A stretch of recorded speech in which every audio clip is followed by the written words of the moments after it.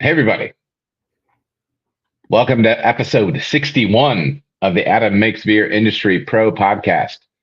Today, I'm excited to be chatting with Devin Smith of Clarion Brewing Company. Before we get rolling, let me give a shout out to my fantastic sponsors that makes content like this possible. Starting a brewery is a big step. Blickman Engineering is here to help. Since 2006, they've equipped hundreds of nano breweries for success. Their new 3.5 barrel Pro Surface electric brewing system cuts maintenance and saves at least 30 minutes per brew day with powerful under kettle heating. From 1 to 15 barrel brew houses to keg washers and grain mills, Blickman has what you need. Ready to go pro? Contact Phil or Tom at ProSeries at BlickmanEngineering.com. Blickman Engineering is a proud sponsor of this channel and loves to help brewers at every stage of their journey. Tracking and managing the financial health of your brewery is a primary pillar of success. Check out my boy David Lentz at Brewed Fiscally. This man has the industry experience and skills you need so you can focus on growing your business. Bookkeeping, fractional CFO support, financial management system design, business plan review, hit up your boy. Check him out at brewedfiscally.com or shoot him an email at david@brewedfiscally.com. He's good people. Today's guest is Devin Smith. She is head brewer at Clarion Brewing Company in Clarion, PA, as well as the president of MBaa District Pittsburgh. She is a graduate of the Pennsylvania College of Technology Brewing and Fermentation Science program and is passionate about inspiring and empowering others in the industry, especially other women and the next generation of brewers. She is a firm believer in ensuring industry education is accessible to all. How you doing today, Devin? I'm doing great today. How are you, Adam? I'm doing well. I'm excited to chat with you. We got Bobby F in the chat. Good afternoon to you, too, Bobby. Well, we were talking off camera before going live, and we were getting into a little bit of festival conversation. And so we're going to start off here. So I don't know how long the beer festivals are by you, but do the beer festivals get long enough by you to where, like, by the end, people are like just coming up and saying, just give me the strongest beer you have? Is that like an experience you have? Yeah. Yeah. And so I have one buddy who will remain nameless, dear brewer friend of mine. So for us, it was always we always had these festivals like in parks or something like that, and it has like a special permit because you usually can't pour beer there. And so at a certain time, 9 p.m., 10 p.m., whatever, you have to uncouple your kegs and stop pouring, right? And they would actually have like officers that would go around and make sure everybody was stopping pouring because that's when the legal time to stop pouring would hit. So anyways, I had a buddy who was uncoupled, and he had one of those beer festival zombies roll up to him and be like, bro, pour me anything. And he's like, I don't have any beer accessible. He said, I'm completely untapped. And he goes, but I do have the dump bucket. Do you want me to pour some of the dump bucket into your cup? And Hammered Festival goer said, yeah. So that's my most mortifying beer festival thing. I hope things never go that direction for you, where people are asking for like the mat pour or the dump bucket pour. Those are hard times. That is absolutely wild. That luckily, I'm going to knock on wood right now, that luckily has not happened to me, but that just reminded me of the Bob's Burgers episode where they went on the wine tasting train. I've not seen that. It's a great episode. Yeah, it's funny. Festivals festivals can be a lot of fun. And so you said that you've been pouring at festivals when we were chatting before going live. You've been pouring at festivals for a little while. Yeah, it's been like 8 or 9 years now. So even before I started brewing, I was doing like offsite events for our brewery and pouring at festivals and stuff. Nice. So, do you have, how are, because I know festivals can be different state to state. By us, when I mean originally for me in Michigan, it was a brewery rolls up with a jockey box. Sometimes you brought your own beer. Sometimes the beer was already on site and cold, and then you just hook up and like we could pour. Brewery employees can pour. How does it work in Pennsylvania? Is it similar to that? Yeah, pretty much the same thing. I've had a few where the beer needed to be there ahead of time, but most of them we load up with like our pop-up tent and all of our festival equipment and jockey box, or like I actually stopped using a jockey box. So I'm using quick taps, if you've ever seen them. No. They are basically an individual tap, and they have a little CO2 canister, and they're basically like a just a refillable CO2 canister. Mm-hmm. And same thing that you would use for like a paintball gun, right? Mm-hmm. And they just couple right in, and they stand probably like 18 inches high, and it's just like a normal tap. Oh, interesting. So you ice the keg then? What was that? Do you keep the keg iced? I do. And we actually got, it basically is like a giant keg koozie, and there are ice packs that you can just pack around the keg inside. That's convenient. I've had to do a lot of different things in the past. That's interesting though. I've not seen that build. Do you know the manufacturer on that? Honestly, we got the keg coolers from Amazon. Uh-huh. I'm not even gonna lie. Yeah. I think it's like Keg Cool or something like that. But quick taps are the taps, and they get stored in what basically looks like a giant rifle case. Mm-hmm. So it's kind of funny sometimes. I roll into a festival, and instead of carrying a big jockey box cooler, I look like I'm walking in with two big rifles. How many beers do you typically pour at festivals? Usually just two. Usually just two. Yeah. That's really convenient though. That's great. Because we used to have to lug in the totes and everything like that. And obviously that's interesting. I've not, and yeah, it just runs on. I have seen some stuff similar, and then so it doesn't just look like a standard tower head, and then there's like a tap. Is that? Yeah. So how far above the top of the keg does it go? Because I'm just thinking about like now. This is okay, because this is how you know that you're getting. And I'll have people say, "Well, I'm older," but yes. So this is how you know when you're approaching 50 and attached to the industry. You start thinking about the ergonomics of the whole thing. It's like, all right, so how far do I have to bend over to pour this thing? So it stands up high enough that it's pretty easy to work with. Yeah, it's not too bad.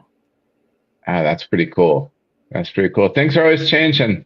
Yeah. Things are always changing. This is why I try to keep my head in the game. All right, so festival stuff. So you said you've been kind of in the middle of a busy festival season. Is that going to continue to run throughout the year, or have some of the bigger ones already happened?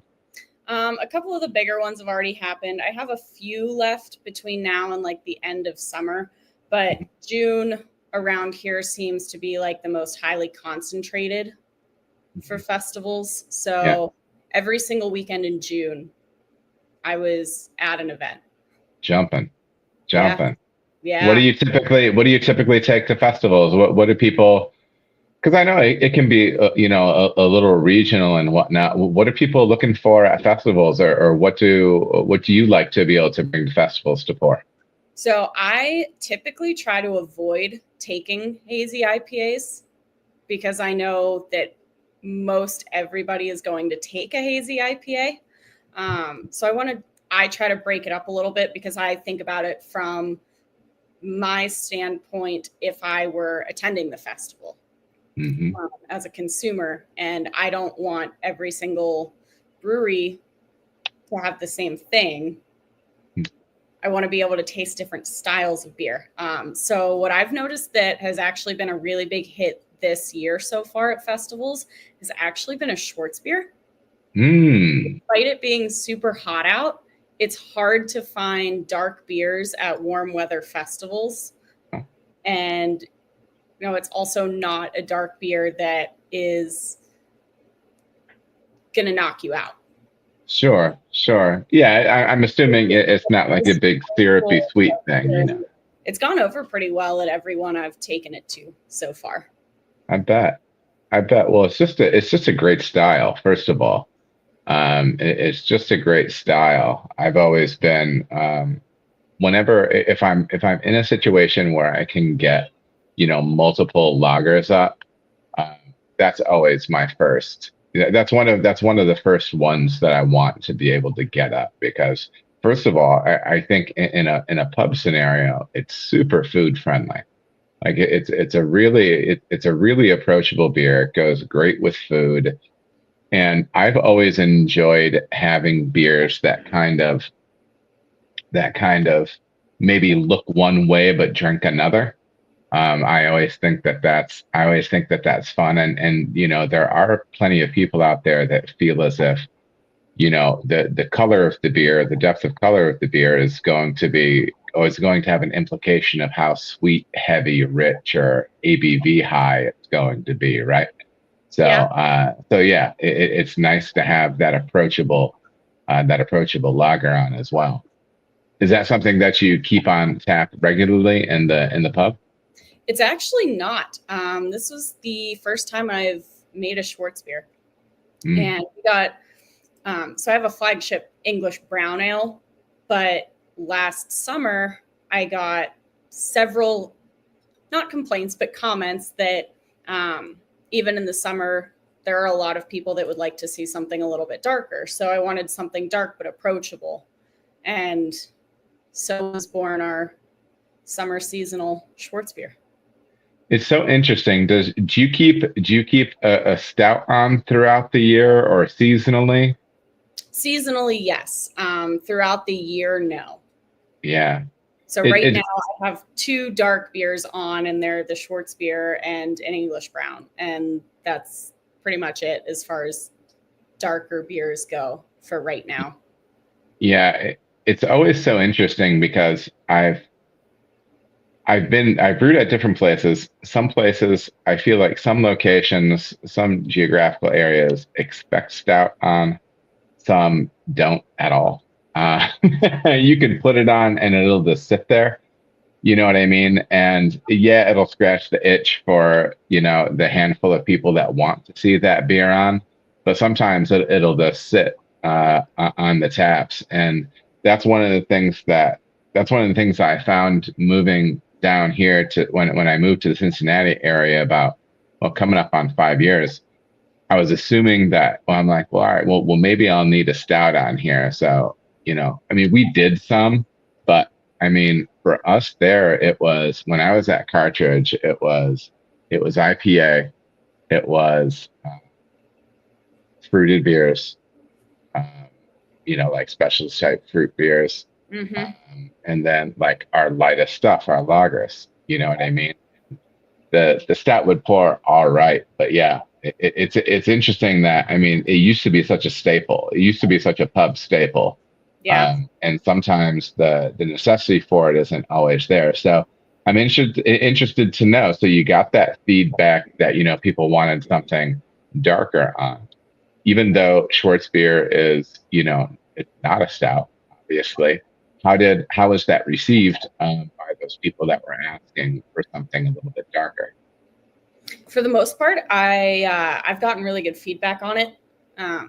People are happy to have a dark beer option, but they're also happy that it's something that they can have a few of on like a warm summer day, and they're not gonna struggle after. Yeah. Yeah. Yeah. So just broad points, like what is kind of the build on that? Because I know people will kind of talk about two different approaches when making that style. When I was homebrewing, I used to make a lager that was probably quite porter like because I was doing that for competition.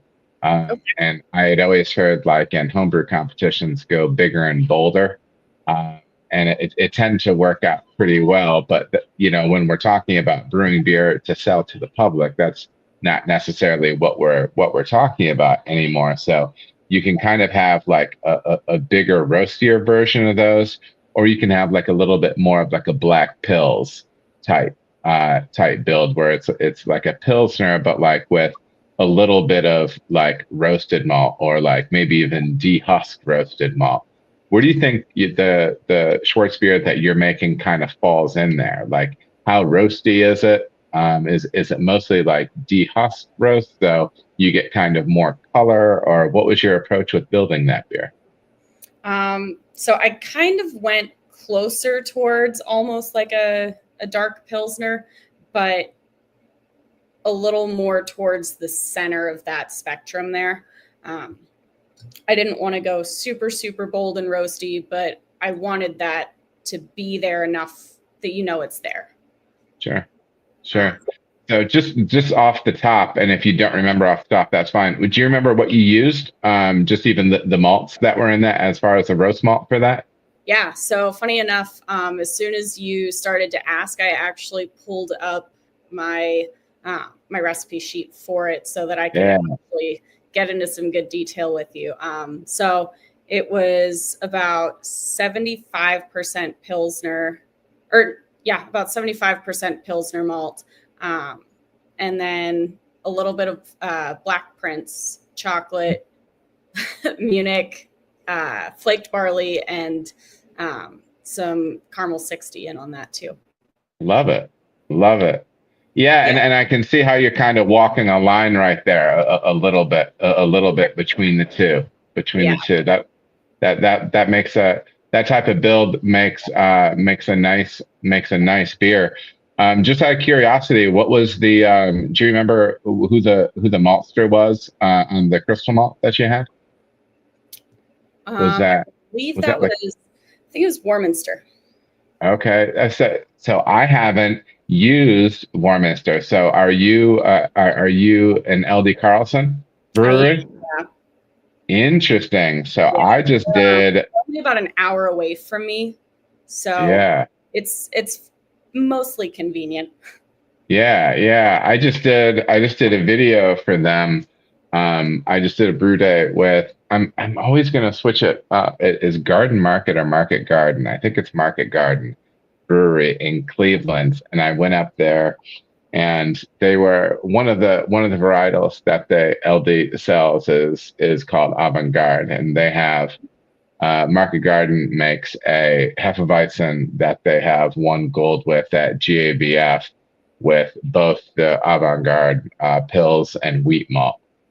So I went up to do an episode for them to feature those. So when I was looking through LD's catalog, I hadn't really messed with the Warminster stuff before, and I saw it on there. So is that a malt that you use in multiple beers? Is that typically the crystal malt that you use?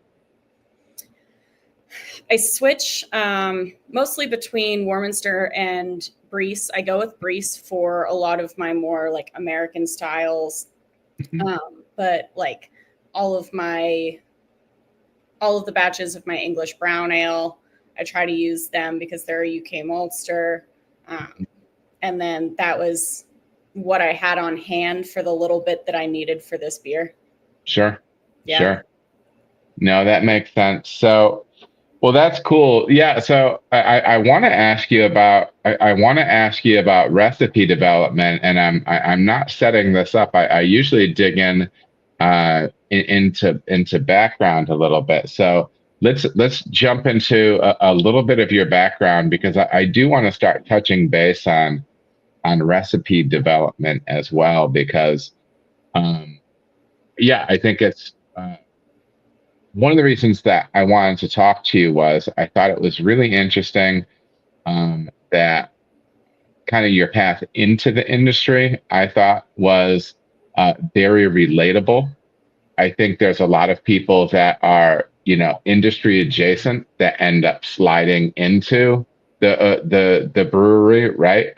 And then I think it's really practical and applicable for people to hear somebody else's experience with that transition because there's, like I said, I think pretty much like the story you have is there's people out there that are walking that walk or considering it. So yeah, I wanted to dive into that into that side a little bit. So what were talk to me about your path into the industry, some previous, so the kind of the previous job that you had before, because you said you're kind of near, near the brewing industry a little bit. Can you give us a little bit of background there? Yeah. So I started bartending at the brewery that I'm at now, actually when I was in college, and I loved it there. Everyone was really fun to be around, and I was just like a sponge. I remember when I was hired, the owner, who oddly enough is actually now my husband, told me that he, as a bartender, wanted me to basically be like a little beer nerd and just soak everything up like a sponge. And I took that and ran with it. So now looking back, it's really funny. We make jokes about it all the time. I'm like, oh, little beer nerd over here. But I just thought the industry was so cool because like I saw it as competition isn't necessarily your competition. And for as long as I've been in the industry now, which is 9 years, I've always seen it as being a sense of a rising tide raises all ships. So the better that we all are together and the more collaborative we are and the more we help each other out, the better we're all going to be in the end. And to me, that was really cool because not a lot of industries are like that. And the people in the industry tend to be pretty cool. So I was like, all right, this is cool.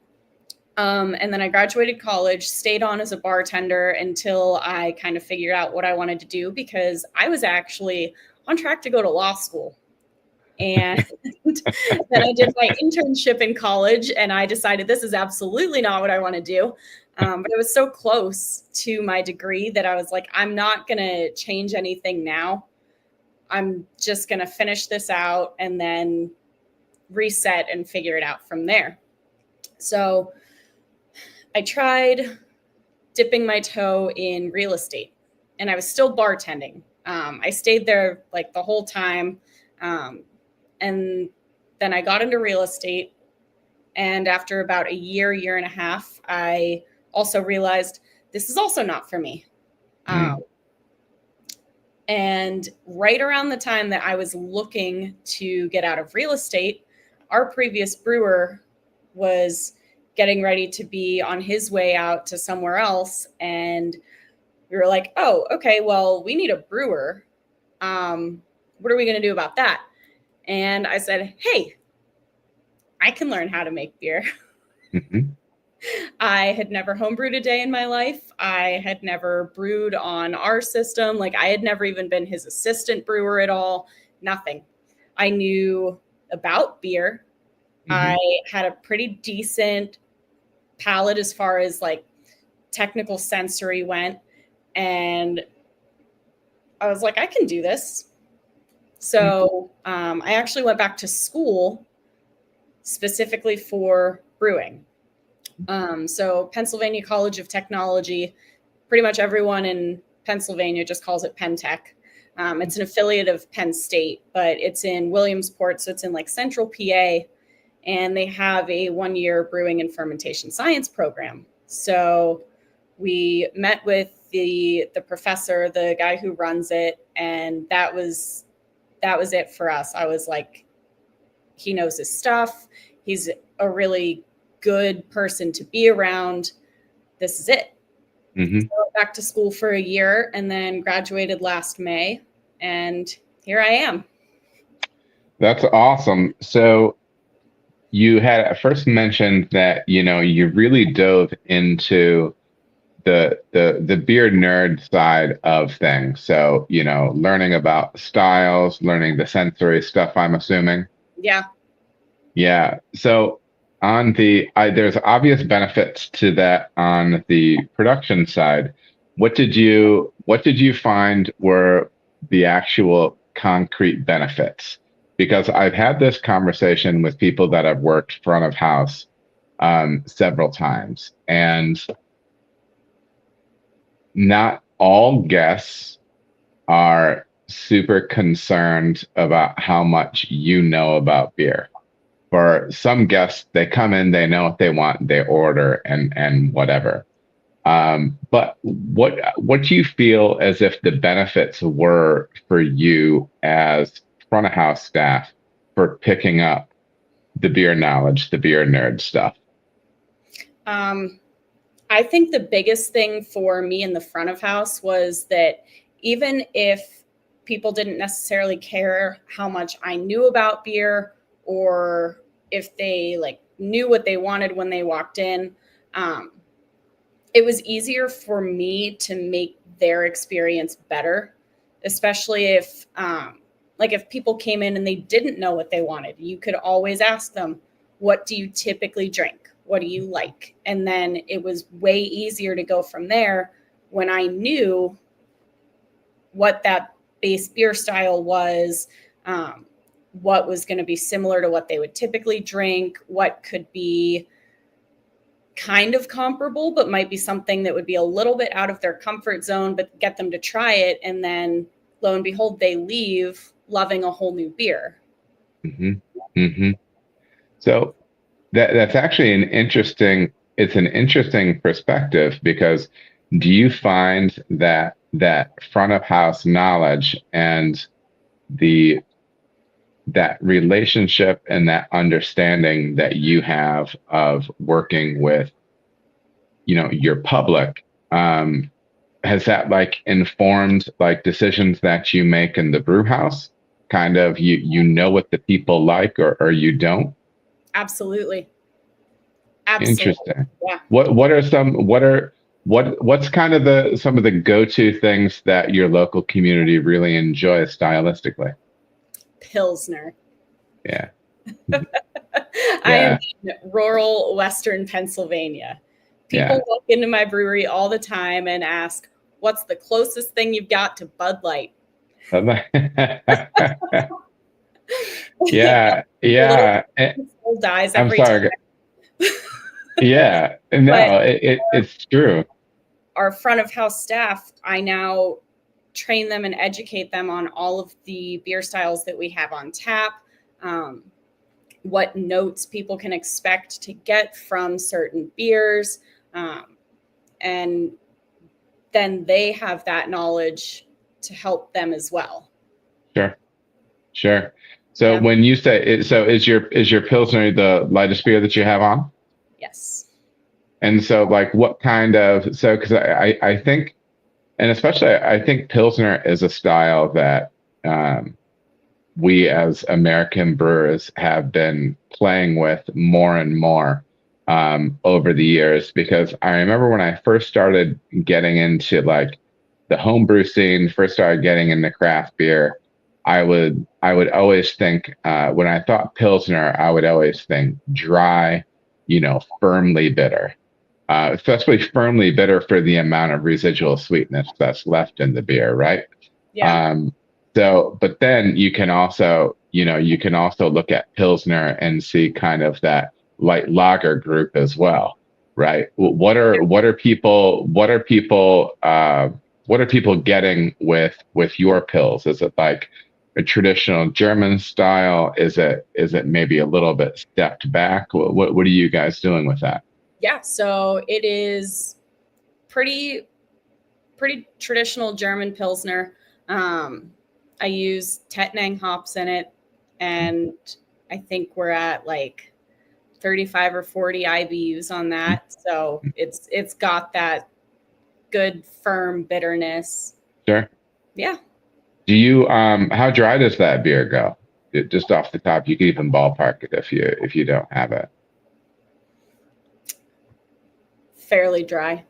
Fairly dry. Yeah.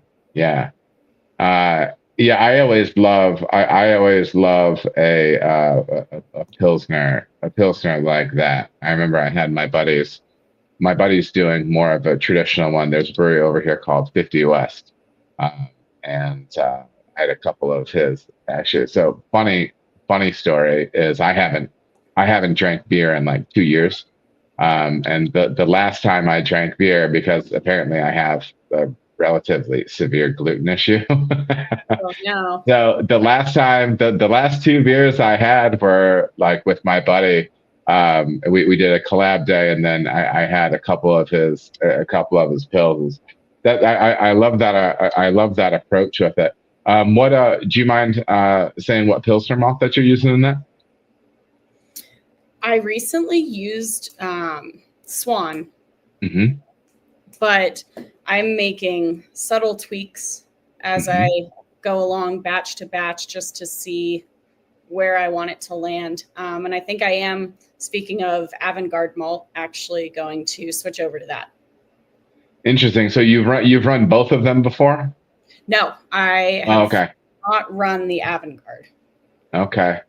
Yeah, it is interesting, and I think especially in beers that are so austere and beers that are so simple, you can get, substantial differences from base malt to base malt. You know what I mean? Absolutely. And yeah. My big thing with when I stepped in to brew here, I didn't immediately change everything. Mm-hmm. That would have been a little chaotic. Sure. But I brewed for a couple months there before I started school. So I had the help of a couple people around me, which was really nice. But I was kind of starting to take the reins then.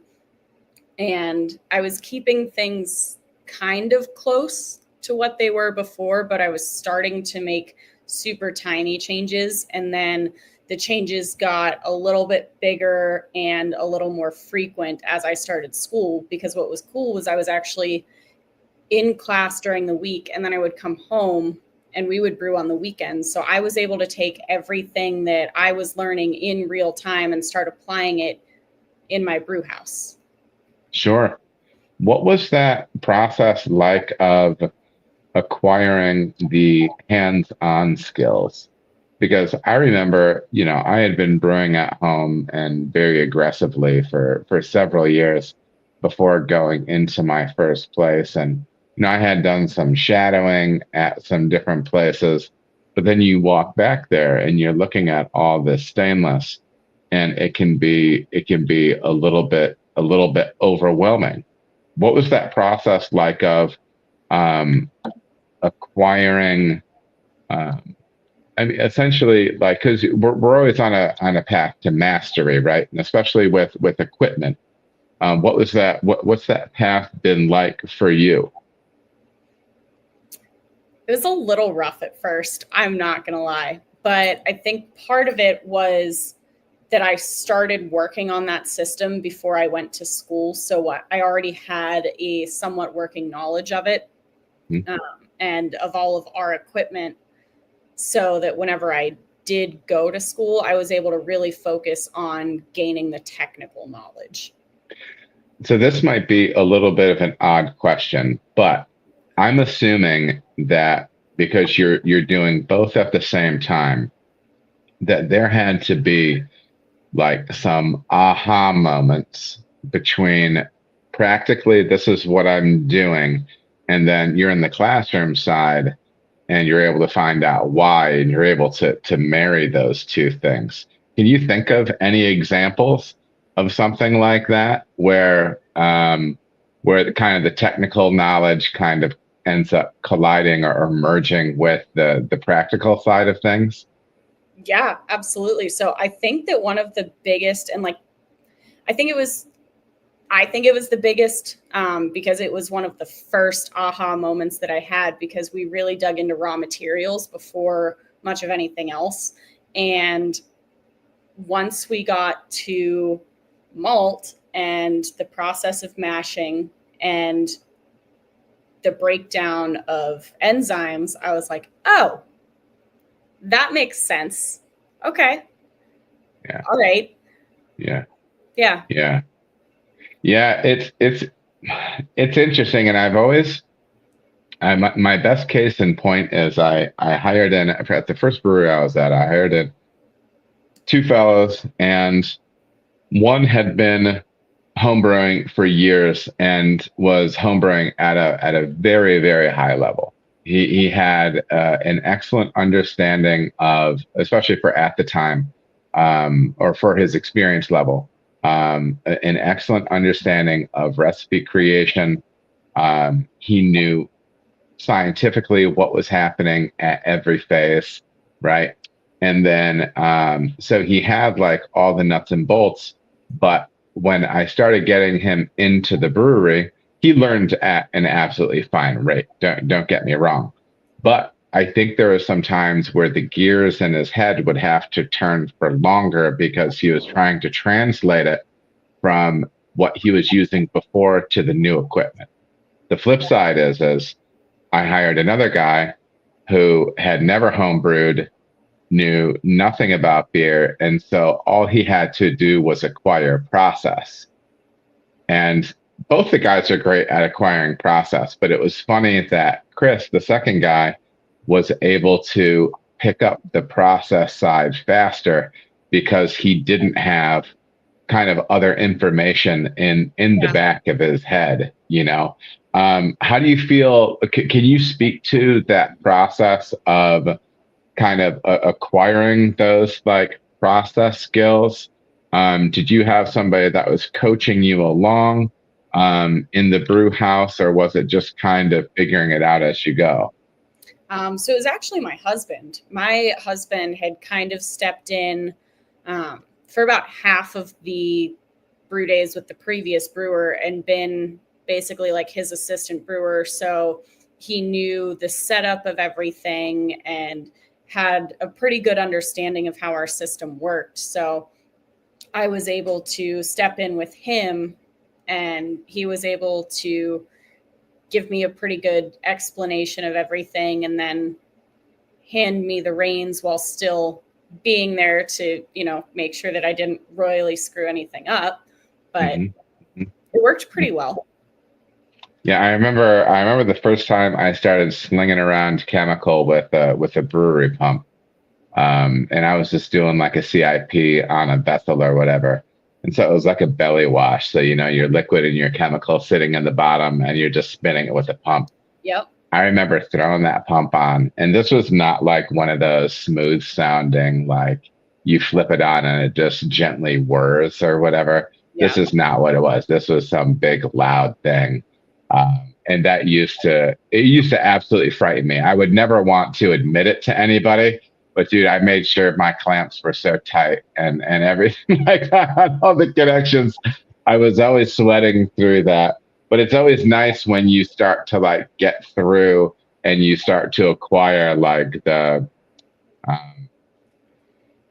don't know, when you acquire the skill or the experience with it, and then you just kind of, you don't become like, obviously you never want to become lax, but you can relax with what you're doing, confident I think one in thing your that helped experience. me a lot, and like I still sometimes catch myself doing it if I've been like a little bit scatterbrained recently, or if I just really need to make sure that I'm on top of it. I say everything out loud as I do it. And I started doing that as I was learning, Mm-hmm. because there was almost always somebody else in the room with me. So then if I messed something up, they could come over and look, and they're like, well, you said this, but you did this. Yeah. Yes. So just talking it out and saying it out loud to me, Sure. I've found is very helpful, and I still do it. Yeah. And there's for me, so one of my things, so I'm always a guy that's looking for valve on valve action. And sometimes I get heat because, I do brew days. I have a lot of content online with me actually working. And so like the end of my work line, it'll, my line going to a fermenter, I'll always have a valve there. And then there's obviously the valve on the fermenter. And so sometimes there's like a block and bleed so I can blow things through. But in general, it's always valve, valve. Yeah. And but so the funny thing is I always tap the valve, the clamp, and the valve. So physically, and I'm not somebody that has to like turn the lights on and off 3 times or check the locked door 4 times. Like it, but it is like one little niche area of my life where like I actually have like acquired like a sensory like touching like tapping OCD thing, because the last thing you want is you don't want to take the clamp off on you want the middle clamp, you know what I mean? And sometimes I slap the two valves. I make sure, oh, I'm hitting both valves. This is my clamp. And so I'll go down there, I'll go t t t t. I'll hit between the two valves, because I mean the last thing I want is popping off the wrong clamp, man. Because either for a mess, sanitation, or safety, all of the above. That's always the worst case scenario. Yeah. So yeah, I don't know. That's just something that I've always done, and I probably always will do. And yeah, I'm a talker. I'm a talker as well. Sometimes, and that's one of the things where I think it's kind of funny, since I've been doing like the online content and stuff, like in brewery stuff. I feel like it's the fit is just natural, because I'm already saying I'm almost saying these things all out loud anyways. So it's like I'm just coaching somebody that's not there. Yeah. So yeah. So that's interesting. So you end up kind of doing really double time. So you're school during the week, brewing on the weekends. How do you feel, as if like what experience or skills that you acquired through the work you did before going into the brewery? What are some of those professional skills that you developed prior to getting into brewing that's really helped you now that you're on the brewing side of things? I definitely think working in the front of house prepared me for a lot of like industry conversations and a lot of industry networking. Like I knew a lot of the people in the industry already, just because I had been working in the front of house. I had done beer fests for so long. And brewers typically tend to go to other breweries. So I had met a lot of people, even just in the brewery. So I had a really strong network of people that I could trust as I started brewing. So networking for sure. And I'm a yapper. I love to yap. So I'm great at networking. It's a skill. It's a skill. And I do think there's a dividing line. I always tell this. I was going to a festival personally. I love, so I've taken like legitimate, like paid for, like hour and a half long personality tests. And I know that I am on the extreme end of the extroversion scale. The test that I took put me like in the 99th, 99th percentile as far as extroversion. And that is extroverted as hell. Now, the funny thing is sometimes when I'm in public or I'm at professional stuff, I can not talk to people. Now, once I'm talking, I'm cool and ready to roll, but there's like some awkwardness. And so I remember going to a brewing event. It was a conference years ago, and it was probably like 10:30 or 11. And I'm like, honestly, I'm tired. I've had enough to drink. I could probably just go back to the room and crash and be good.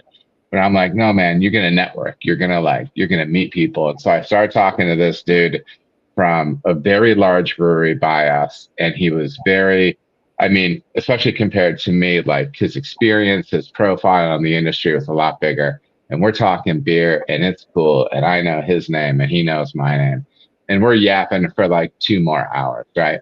So, anyways, going back to my room, and I'm like, well, I networked. This was good. This was good. Yeah, I'm gonna get less sleep, but it was good.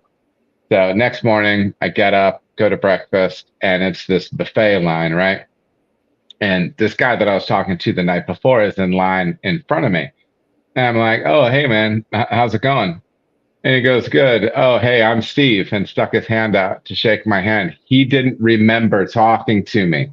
Okay. So, and I'm not complaining about the fact that I think I'm so memorable. That's not what I'm talking about. I'm talking about the fact that my networking was complete. It was a complete failure, right? Yeah. So, like when you talk about when you talked about networking, like sometimes I kind of think it can have like, I don't know, kind of a very surface level feel to it, but Yeah.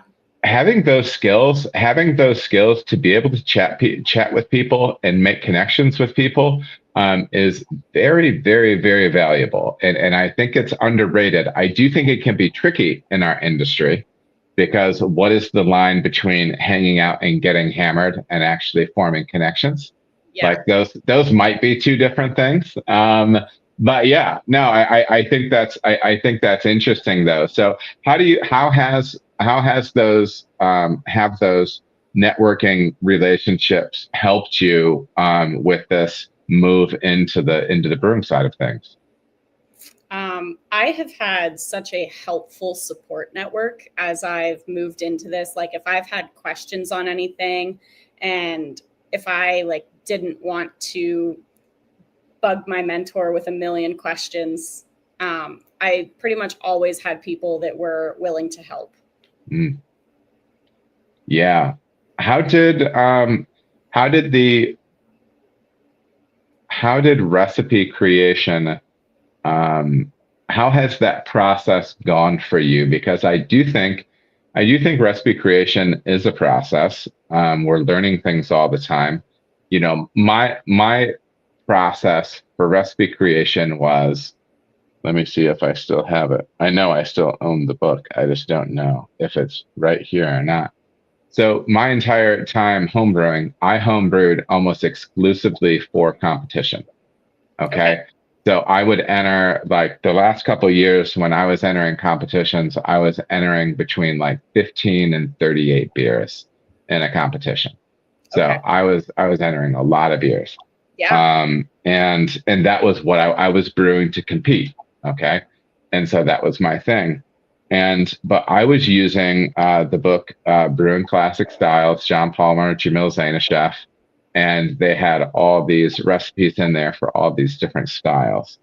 And I'll be honest, I will still reference that book um, if I'm building a historical style that I haven't played with in a while, just to kind of spitball off of some different concepts and whatever. So without having the home brewing background, because that's one of the things that helped informed my ability to write recipes, is being able to gain understanding by brewing these very good recipes, right? Yeah. How has recipe development and growing as a recipe writer worked for you? So I have that book. It's great. It's great. um, I I do reference typically between the style guidelines for GABF and World Beer Cup, even if I'm not necessarily like writing a recipe to be entered in a competition, because there are some that I've definitely written and crafted specifically to enter into a competition with that in mind. Um, but I like to always make sure that I'm referencing those style guidelines, because they do sometimes kind of switch up a little bit, especially with some of like the newer styles and stuff like that. But I had an entire semester or an entire class on recipe development after raw materials. And I say forced to basically build out my Excel spreadsheet with a million different calculators to write and develop recipes. And I'm very glad I was forced to do it. I think I may have cried twice doing it just because it was so meticulous and so just overwhelming at times. Just like if one little thing got off, then I had to try and chase down the bug and figure it out. But I basically start with, what do I want this beer to be, and how am I going to get from my idea of this beer to this beer in my glass? Yeah, I think that's a great way to go about it. And you already had some of the sensory background, so that helps as well. And it does sound like you had some kind of base recipes that you had originally, so some beers that you were making at the brewery in the past. Yeah. I remember for me when I realized that what a resource like your back catalog is, because I really like to, the primary metrics that I like to think about when I'm writing recipes is, obviously I think about grain and percentages. I think about how much residual sweetness is going to be left in the beer. I personally tend to go to a little bit of the lower end on the bitterness side, but that's just, what I prefer. But yeah, just kind of understanding those key components. What were some of the highlights of that recipe writing class? I think that's really interesting. What were some of the things that you felt as if, so you had mentioned that you built the spreadsheet. Was there any other big aha or light bulb moments when you were doing that recipe writing class? Yeah, I started to realize how very not scientific our previous brewer was. And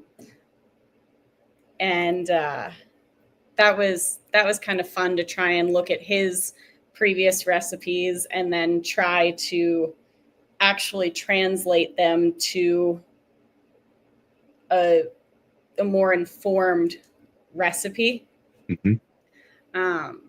I think the biggest how so was it like that he would build recipes in a way that you wouldn't, or was it less organized, or it wasn't very organized, and it wasn't very, he never looked at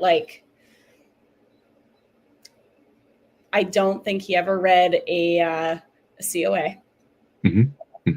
So there was that. Kind of just guesstimating on everything. And basically all of the recipes that he had written were very, very bare bones in terms of a recipe. He had the amounts of grain, the amounts of hops, and when they went in. No note as to what the alpha acids were on these hops, no notes as to anything. Sure. And that was about it. Sure. So I had to take that and then try to figure out, what do I do with this? And where do I go from here? So I think one big thing for me was not necessarily thinking about my grain bill in the terms of how many pounds of grain do I want in this, and more so looking at how much of my extract do I want to come from this grain.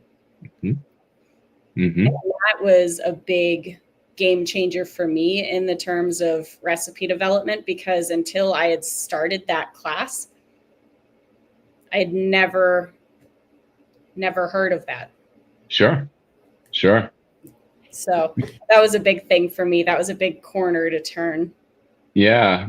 It's, I don't know. I do think that the recipe creation side of things is, really one of the fun things. I also know that for me, and it was something that I found out about myself afterwards, I found that there was, and I think on some level, if you want to be doing work as a brewer that is someone that actually makes beer, on some level, I think you have to have an appreciation for process, meaning you can get satisfaction out of knowing that you cleaned, transferred, sanitized this process, this tank, this procedure as well as you can with what you have. Yeah. Up to the limits of your knowledge, right? Do you feel as if like you have a little bit of that bug too? Like, is it a good feeling like wrapping up a fermenter X, Y, and Z? Is there? Do you kind of have that little bit as well? Yeah. What's your favorite thing to wrap up from a cleaning / sanitizing standpoint in the brew house, or like the most satisfying thing? I definitely think a good solid like clean transfer, clean day is very satisfying to wrap up. Yeah. Yeah. I always liked. You're one step closer to being on tap. That's great. For sure. Do you use serving tanks, or are you serving out of kegs? Kegs. Yeah. So tell me a little bit about your system. So kind of brew house, what the brew house looks like, what size is it, and then kind of your range of tanks. Yeah, so we basically have like the updated version of a pub brewing system. So we have a Prospero. It's nice little combi system. So 7-barrel system, and we're all run by steam. So I've got my mash lauter tun on top of my hot liquor tank, and then my kettle on the other side of the brew deck. Mm-hmm. How does it do getting the wort up to a boil? Does it have enough oomph to it, or does it take a little bit of time? I'm pretty much boiling by the time I'm done running over. Nice. I recently tweaked with the settings on our boiler with our technician, and our differential was pretty substantial. So we had like a 3 PSI differential, and it was set to operate very, very low. So it was pretty much only operating between 5 and 8 PSI. So it was taking a really long time. And I talked with our technician, and I told him, I was like, listen, I want this done. I don't want to do it myself because I'm probably going to mess something up. But here's what I want done. So we lowered that differential down to 1 PSI, and it now runs between 10.5 and 11.5 PSI. And it is fantastic. Nice. Get basically a rolling simmer as a boil. And I was like, this isn't cutting it. I want to cut time off with my brew day because I don't want to be here longer than I have to be. And I want this to be a really good, efficient boil. Once we tweaked that, for the first time in my life, I actually had to worry about a potential boil over. We're going now. This is great. Yeah, I've had those kind of simmering boils like you mentioned. It's never a good feeling. No. So how much background? So I'm somebody that the boiler, I just had a meme the other day where it was about, busting into the electrical panel. I don't touch electrical.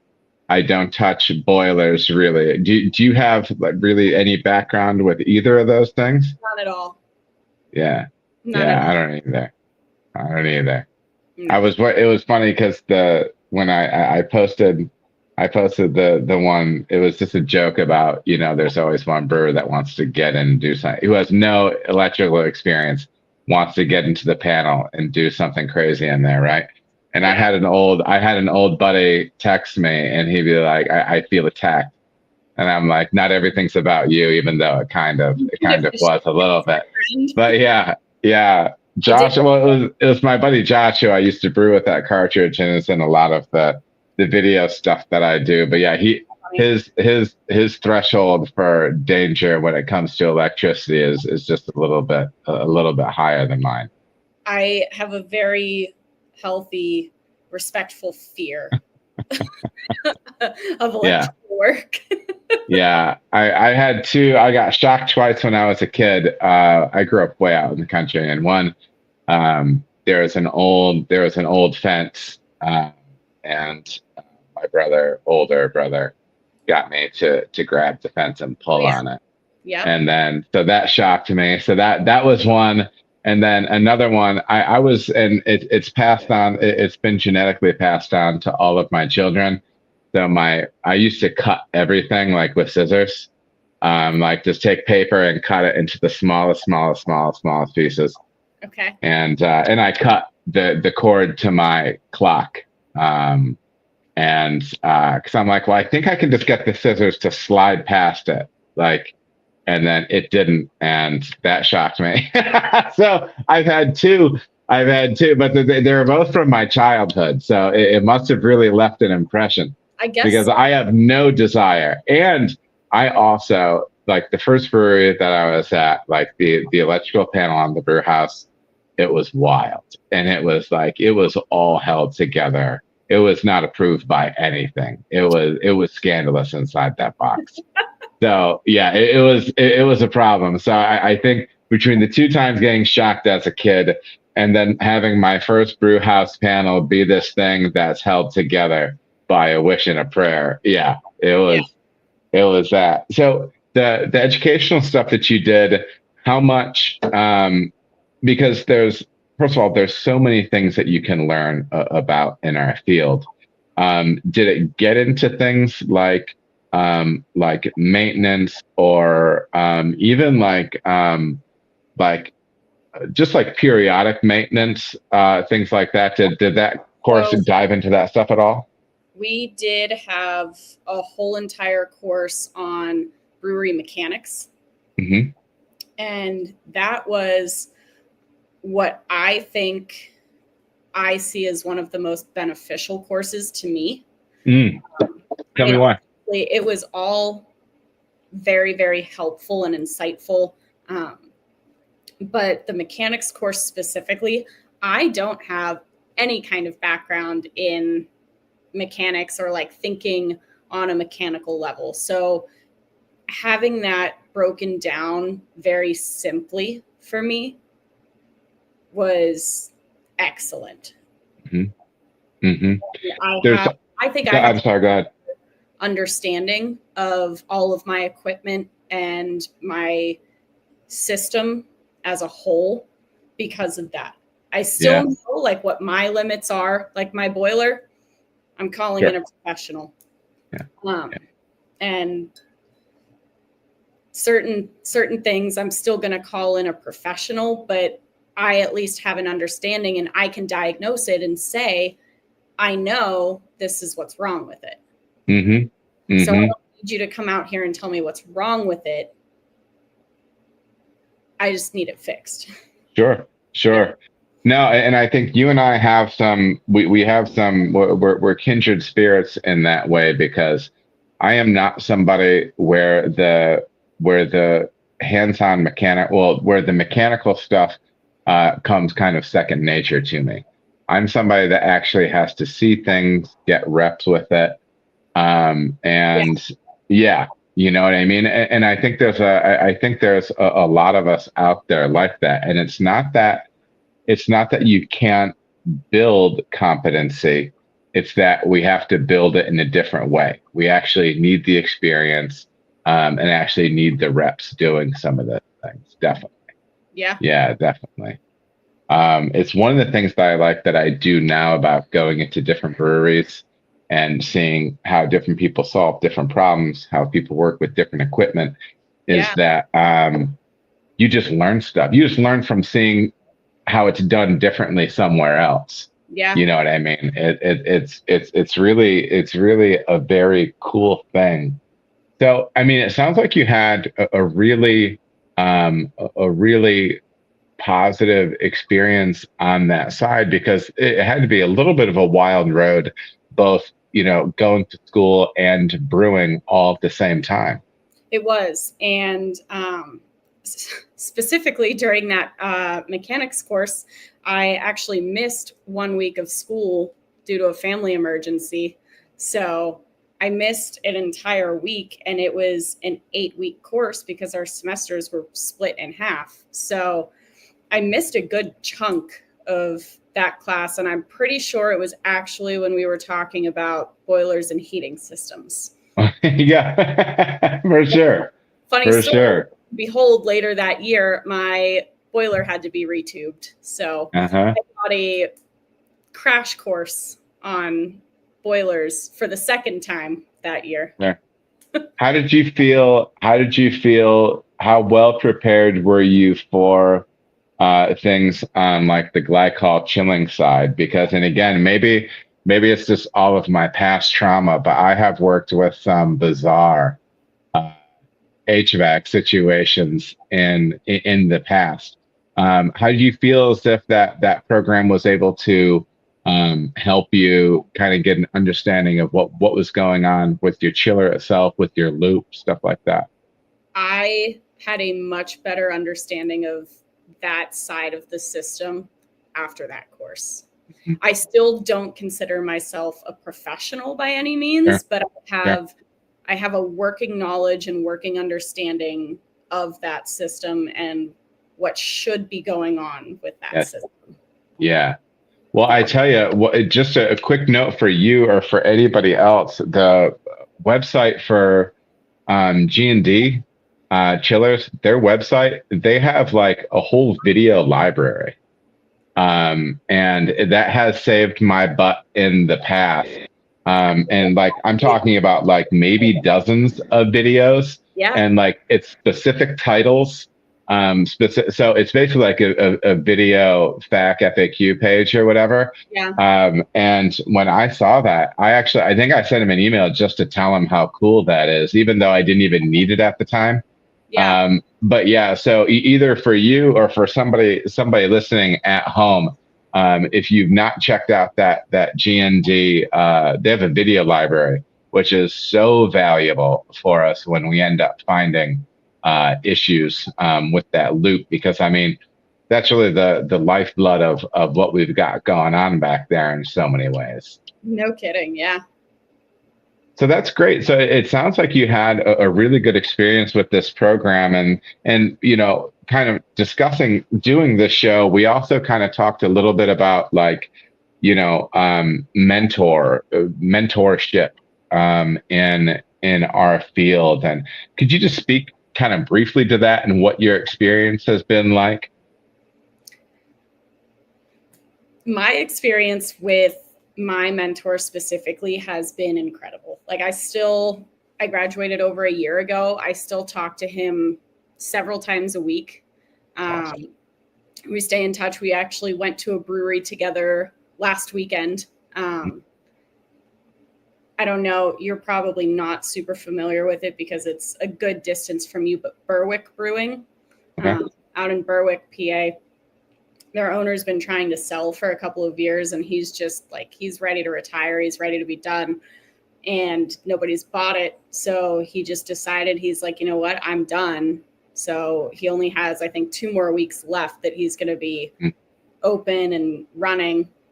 And we're both really good friends with the owner. So he texted me and was like, hey, do you want to go out for one last hurrah at Berwick? Yeah. So we went out and had beers together and had a good time. Yeah. But he's always super willing to answer any kind of questions that I have or any of his other former students have, help troubleshoot any problems. He's actually had people call him while he was teaching in the classroom and he'll actually put them on speakerphone in front of his students for that year. And then the students actually get to hear in real time troubleshooting and working through this problem. I love it. Yeah. I love it. Those relationships are really important. And I think it's the same with life. But I've always been very fortunate to have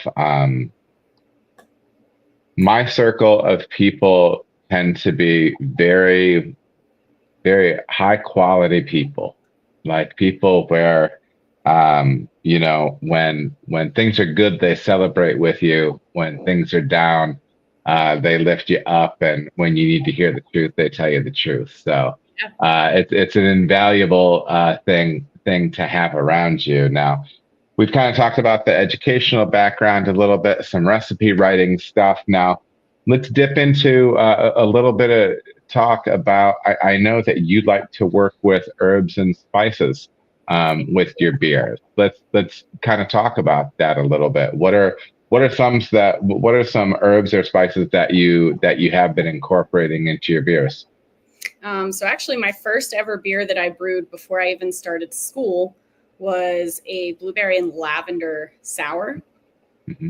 And I just recently, this summer, came back and said, we were discussing bringing back a sour for summer. And I said, well, you know what? I made this 2 years ago. I barely knew what I was doing. I want to come back and make this now with all of the knowledge that I have.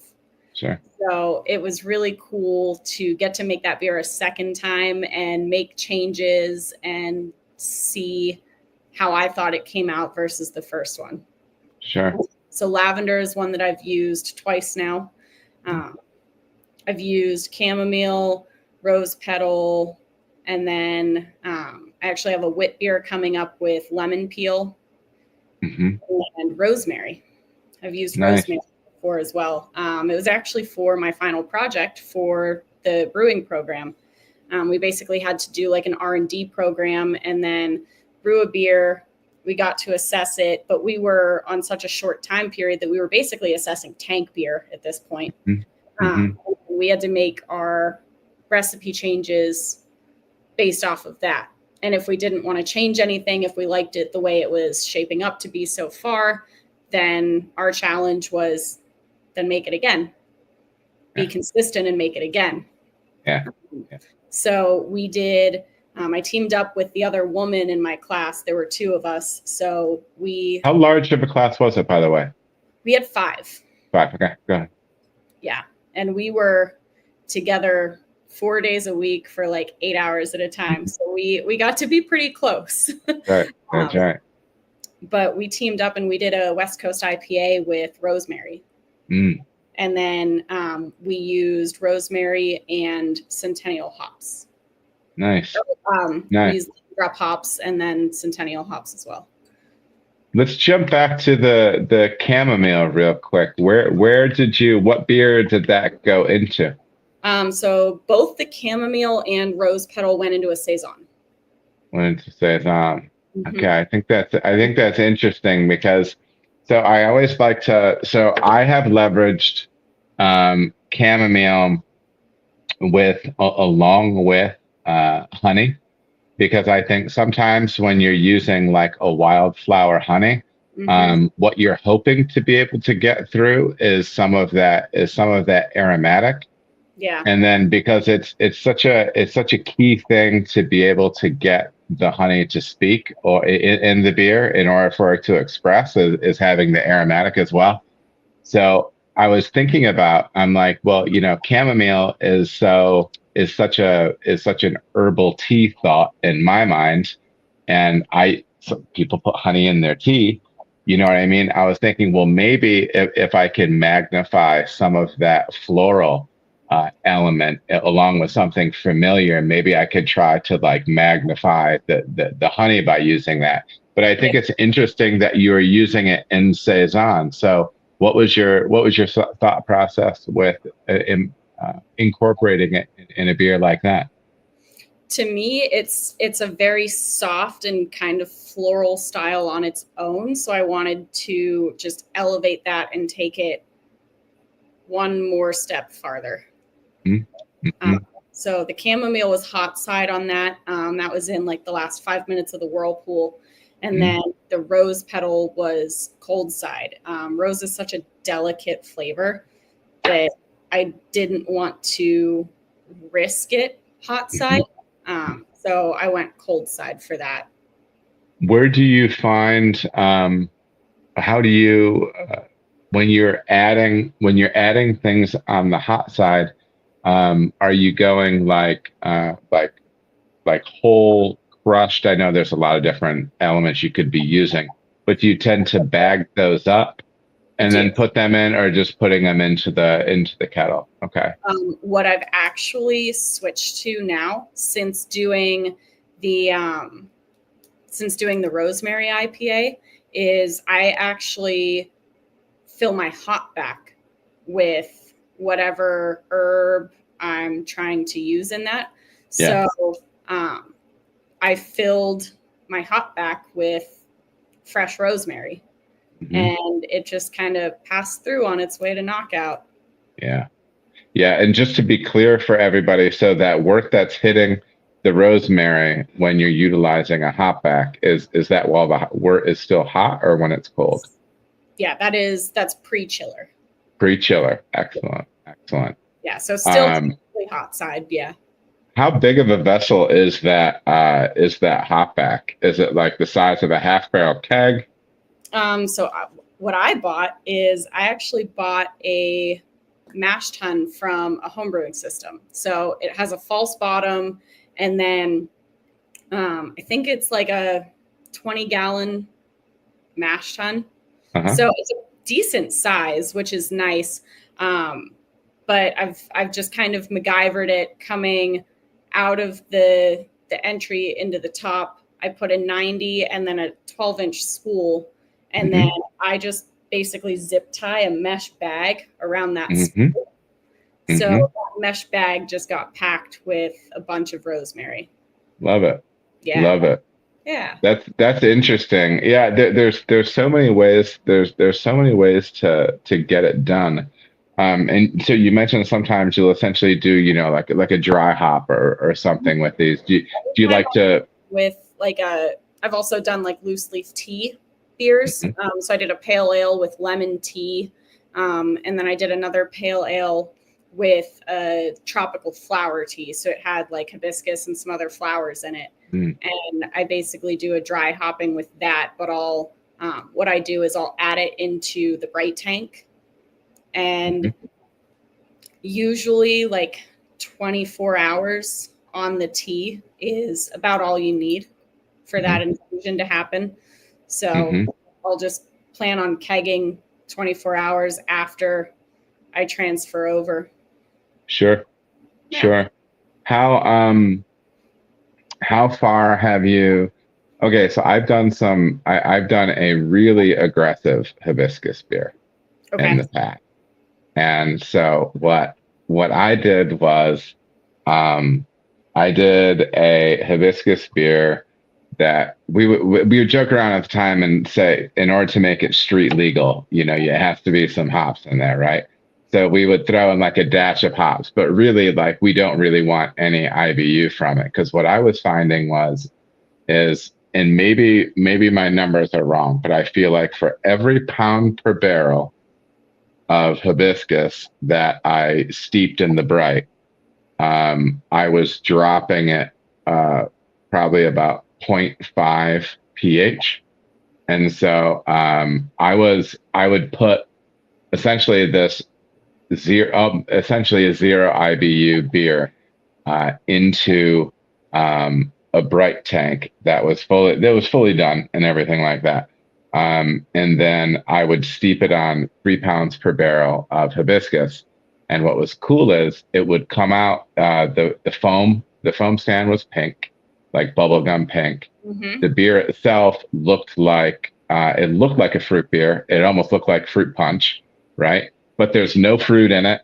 But it's definitely acidic, so it's definitely tart, and it definitely has some tannin to it. And in my mind, it was very much like a mix between like a cran raspberry kind of thing, because it kind of had some of the raspberry, but because you know how cranberry juice can be tannic, you know, a little bit, right? And so yeah, I like playing around with hibiscus, and I've gone very, very far with it, and messing around like that. How much hibiscus were you using in that beer? It sounds like it was in more of like a supporting role, like a blending type. It was application. I actually didn't use just straight hibiscus. It was already blended in the loose leaf tea that I got.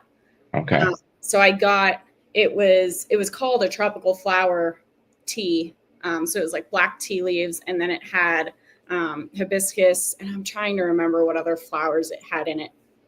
But I work with a tea and coffee house in Pittsburgh to get all of my loose leaf tea for any tea beers that I do.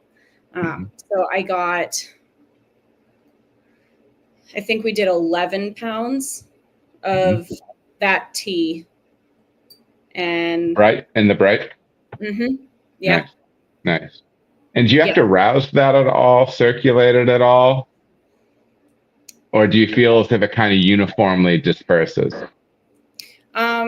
We did on the first one, and I don't think we necessarily needed to. The second one, I did not, and it was pretty uniform coming out of the bright tank into the kegs. Like every keg was pretty consistent. Nice. Yeah. Nice. Well, why don't you tell me a little bit about the work that you either are or will be doing very soon with MBaa Pittsburgh? Yeah. So we just held an election, and I was voted in as the new district president for MBaa District Pittsburgh. And congratulations. Pittsburgh, thank you. District Pittsburgh has kind of had a rough go at it lately. So they were a chapter a long time ago, and then they ended up disbanding after a big brewery went out. And then in, I think, like 2016 or 2017, a couple people got together and reinstated it as a district. And then half of the board was all at the same brewery, and then that brewery closed. So everyone was kind of scattered to the wind for a little bit, and now people are landing back in breweries again and getting back to it. And I'm still at a point in my career where I'm young and ambitious and hopeful for the future. So I was like, we need that. We need that because, well, first of all, it's really easy. And I can even see it in myself. Like, I think on a certain level, we still have to love what we're doing and be positive about what we're doing. It's also good to be able to embrace some of the things that are funny about what we do, but it can be a slippery slope. So yes, optimistic, ambitious, all those things they're good things. Going to need beer, so there's always going to be a beer industry. People have been drinking fermented beverages forever. We're always going to want beer. So I was like, all right, somebody needs to come in and like actually care about bringing this district back to life. Pittsburgh has such a vibrant beer scene, and Western Pennsylvania as a whole, which is technically what the Pittsburgh district covers, the entire western third of the state, has a great beer scene. How far away are you from Pittsburgh? I'm an hour and a half from Hour and a half. So hugely nostalgic for me. When I lived in Michigan, when I was a kid, my mom's family lived in New Jersey. And so we used to take these long car ride trips out every summer. And we always stayed at some crazy motel in Clarion. So it's so funny because I still remember I drove past that Exeter. Now maybe it's multiple exits. And it was such like this intense like nostalgia thing because there wasn't much back then. It was basically like a trucker stop at the time, kind of. So yeah, now it's always very nostalgic. And then for me, so I went to school my wife and I went to college in Steubenville, which is like 45 minutes outside of Pittsburgh in Ohio. Yep. So I've got a whole bunch of ties. I fell in love with my wife in Pittsburgh.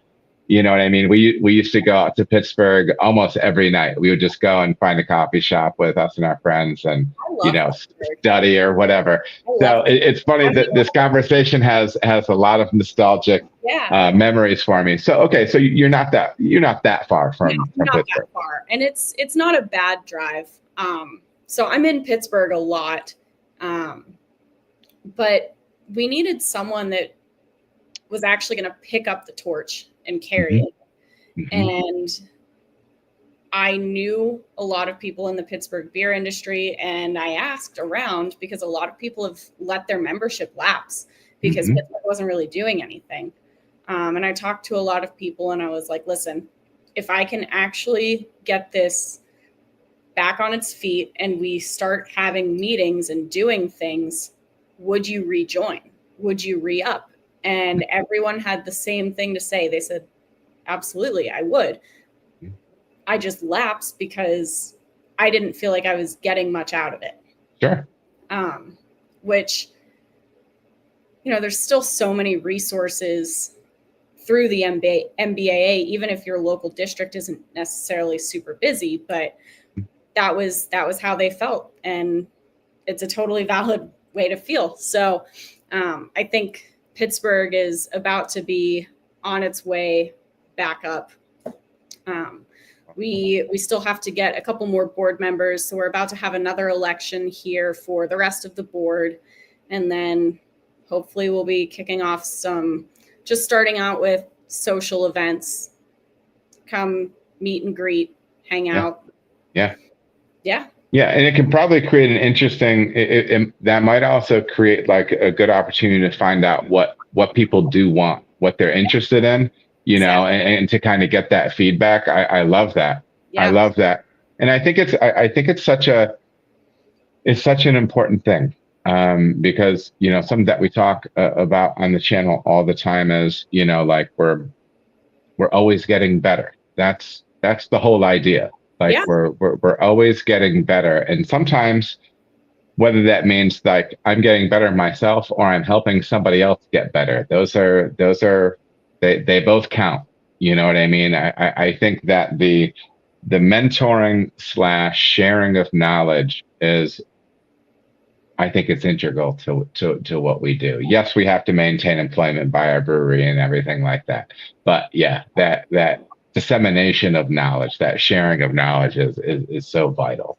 And I think a lot of times that is also like a symbiotic thing where even if you are helping somebody else get better in a way, you're improving yourself and you're getting better yourself too. And then on the flip side, the more effort that you put into yourself, somebody else is going to see that and they might say, hey, what have you been doing? I really like what I'm seeing. I kind of want to pick your brain about it. Because you never know who's watching. Sure. I think it's very much a symbiotic relationship between yourself and others. Absolutely. Well, just I want to respect your time, and so one thing that I'd like to ask people is if you could sit down with a younger version of yourself, have a beer with them, and give them a little advice that younger version of yourself could have used back in the day. What would a little of that advice be? I think I'd tell her not to stress so much.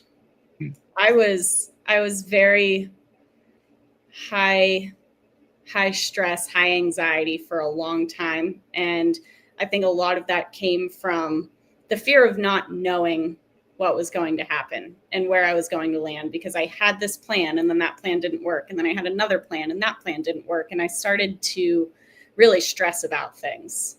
And I was a little tightly wound for a while. And I think I would just tell her, it's going to be okay. You're going to find something you love. In this meantime, you're still safe and secure. There's nothing to stress about. it's going to be okay. Sure. Absolutely. Well, listen, this was a lot of fun. Do you want to be able to shout out the brewery, tell folks where you can follow them online and everything like that? If you guys have anything fun coming up. Yeah, absolutely. So we have some things in the works for this fall. Is actually our 10-year anniversary. That's so awesome. We've got some fun stuff that's going to be announced for that. But we're on Facebook at Clarion River Brewing Company, and then Instagram as well at Clarion River Brew. And then I am on Instagram at The Fit Beer Witch, and then also Facebook and LinkedIn. Awesome. Devin Smith. Awesome. Love it. Love it. Well, listen, this was a lot of fun. If you can just stick around for a moment after we jump off stream, just so I can chat with you for a second. And then for everybody else out there, I've got another podcast coming up next week with Antonio Sanchez, Wort Wrangler. I believe I have his actual name correct. Wort Wrangler, I know for sure. If you're in the Instagram streets at all on the pro brewing side, you have seen his memes. We're going to talk a whole bunch of things, so stay tuned for that. I've got a couple of new brew days. One is already dropped from Market Garden. I'm going to have another one where I got together with some homebrewing buddies and dove into their new Anvil foundry system. So we made some small scale beer, which is a lot of fun. So as always, follow and support all that stuff. We very much appreciate it. And get out and support Clarion River Brewing when you're in the area.